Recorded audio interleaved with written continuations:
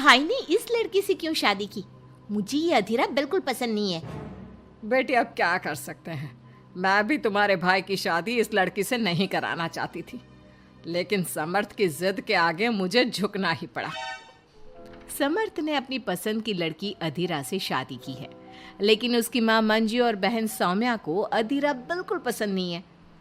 समर्थ की माँ ने तो अपने बेटे के प्यार के आगे अपना सर झुका लिया और दोनों की शादी करवा दी, लेकिन सौम्या ने अभी तक हथियार नहीं डाले थे। वो अभी भी अपनी भाभी को घर से निकालने की हर मुमकिन कोशिश कर रही है। बहू, ओ बहू, आज चाय मिलेगी या नहीं? लाई माँ जी। एक तो समर्थ भी न जाने कहां से इस लड़की को पकड़ कर ले आया है। हर काम ऐसे करती है मानो हाथों में मेहंदी लगी हो। लीजिए माँ जी चाय। अच्छा तो ले आई तू चाय। मुझे तो लगा था कि तू सुबह की चाय दोपहर के खाने के बाद देगी। माँ जी दूध वाला लेट आया था, इसलिए चाय बनाने में लेट हो गई। इतने में सौम्या वहां आ जाती है। माँ, मैं अपनी सहेली देविका से मिलने जा रही हूँ, शाम को आऊंगी। सौम्या, मैंने तुम्हारे लिए नाश्ता बना दिया है, पहले नाश्ता कर लो फिर चली जाना। मुझे आपके हाथ का बेस्वाद खाना नहीं खाना। मेरी सहेली देविका बहुत अच्छा खाना बनाती है, मैं उसके यहाँ खा लूंगी। ओके माँ, बाय, मैं चलती हूँ। सौम्या के जाने के बाद मंजू अपनी बहू पर चिल्लाते हुए कहती है, बहू तूने इतनी बुरी चाय बनाई है, इससे अच्छा तो तू जहर पिला देती, कम से कम वो मीठा तो होता। अगर मेरे बस में होता तो चाय की जगह जहर ही दे देती। कुछ कहा तूने? अब नहीं माँ जी, मैं दूसरी चाय बना देती हूँ। रहने दे, मैं जा रही हूँ अपनी बहन के घर, तो घर का सारा काम करके रखना, शाम तक आ जाऊंगी। और हाँ, रात के खाने में कुछ अच्छा बना लेना। मंजू अधीरा पर हुक्म चलाकर चली जाती है। अधीरा बड़बड़ाती हुई किचन में जा रही होती है कि तभी समर्थ वहां आ जाता है। अधीरा नाश्ता लाओ जल्दी से, ऑफिस के लिए देर हो रही है। क्या करोगे नाश्ता करके?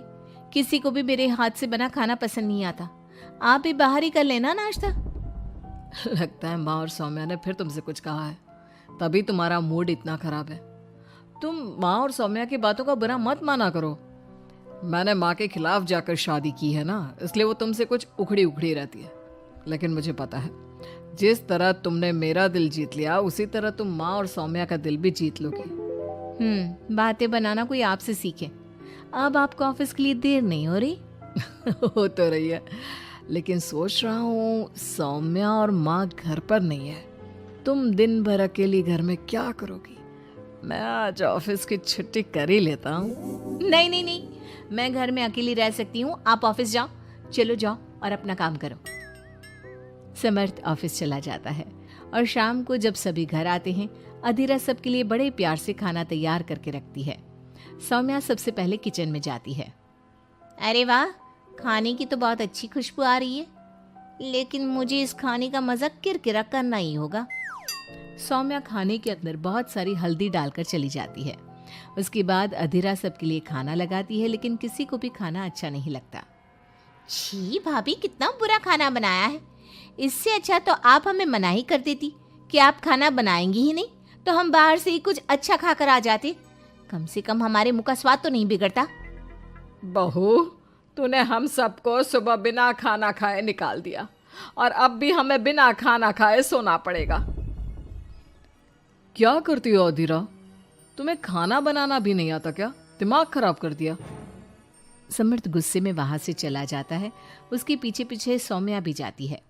भैया, हमने आपसे कितना मना किया था कि इस लड़की से शादी मत करो मत करो, लेकिन आपने हमारी एक नहीं सुनी। आप मेरी सहेली देविका को तो जानती हो ना, सुंदर होने के साथ साथ हर काम में माहिर है। सौम्या देखो, मैं वैसे ही परेशान हूँ, तुम मुझे और परेशान मत करो, जाओ यहाँ से। सौम्या ने समर्थ के दिल में अधीरा के लिए नफरत डालने की कोशिश की। अगली सुबह अधीरा जल्दी सोकर उठी और सबके लिए नाश्ता बना लिया, लेकिन समर्थ बिना कुछ खाए ही ऑफिस के लिए निकल गया। सौम्या भी ये सब नोटिस कर रही थी। उसने देविका को घर पर बुला लिया। देविका, आज भैया बहुत गुस्से में है, आज तुम ऐसा खाना बनाओ कि भैया उस अधीरा की तारीफ करना भूल जाए। सौम्या, तुम ये सब क्या कर रही हो? तुम्हारा भाई शादीशुदा है वो कभी मुझसे शादी करने के लिए तैयार नहीं होगा। लेकिन तुम तो भाई से पहले से ही प्यार करती थी ना। हाँ करती थी, लेकिन ये उन दिनों की बात है ना।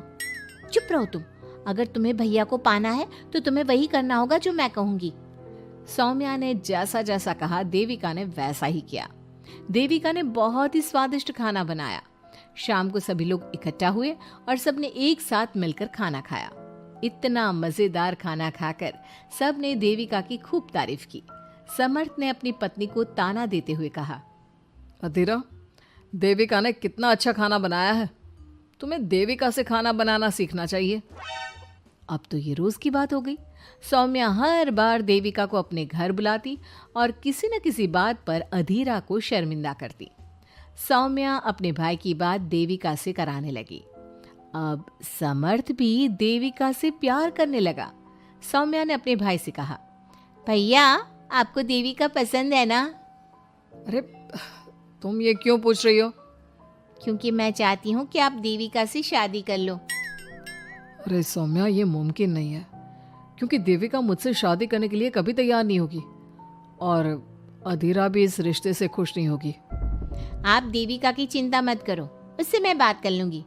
आप बस अधीरा भाभी को समझा दो। सौम्या की बात सुनकर समर्थ अधीरा के पास जाता है। वो उससे अपनी और देविका की शादी की बात करता है। अधीरा, मैं देविका से शादी करना चाहता हूँ। क्या? आप शादी करोगे? लेकिन क्यों? क्योंकि मैं उससे प्यार करता हूँ। प्यार तो आप मुझसे भी करते थे। कल कोई और लड़की पसंद आ जाएगी तो तीसरी शादी कर लोगे? देखो अधीरा, तुम्हें घर में कोई पसंद नहीं करता। तुम्हारी शादी मैंने माँ के खिलाफ जाकर की थी। अब तुम मेरे और देविका के बीच में मत आओ, प्लीज। क्यों बीच में ना हो? मैं ये शादी नहीं होने दूंगी, आप चाहे कुछ भी कहो। अधीरा के लाख विरोध के बावजूद भी सौम्या और मंजू ने समर्थ की शादी देविका से करवा दी। आखिरकार सौम्या अपनी भाभी की सौतन ले ही आई। शादी के बाद देविका ने घर में आते ही घर वालों के साथ कैसा सलूक किया और अधीरा के साथ क्या हुआ, ये सब जानने के लिए इंतजार कीजिए हमारे अगले एपिसोड का।